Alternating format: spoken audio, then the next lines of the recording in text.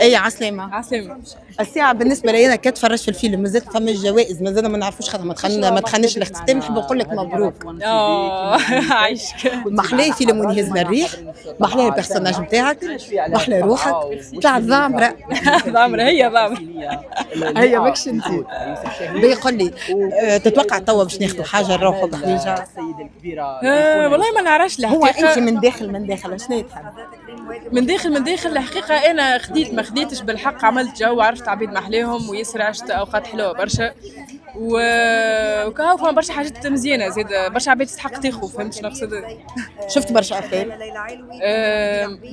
شفت مش برشا أما شفت أجواء الجونة وأجواء يعني مهرجان الجونة كيف شفتها؟ تعبت. معناها هي برشا حاجات، برشا حركة، ديما تعمل في حاجة، ديما تقابل في عبيد، ديما تتفرج، ديما تحكي، برشا حاجات انتريسونت على الاخر.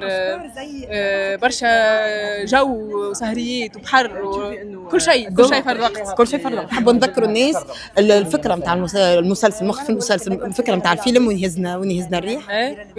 وين ياخذنا الريح. يهزنا ماشي فرض صحيح. وين ياخذنا الريح. وين ياخذنا؟ اي يمشي ياخذنا على بلاصه ما ساعات نعرفوها وساعات ما نعرفوش. وين ياخذنا الريح.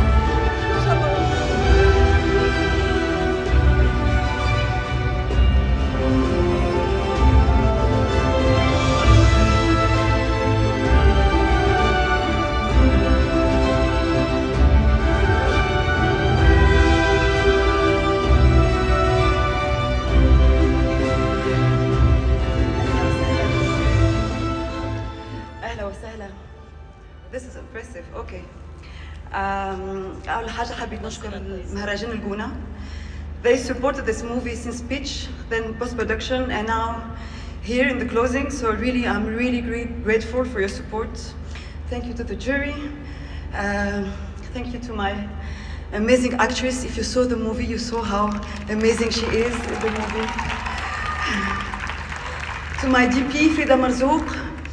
And to the whole crew, my producer Asma Shiboub, she produced my first short and all my movies, she believed in me.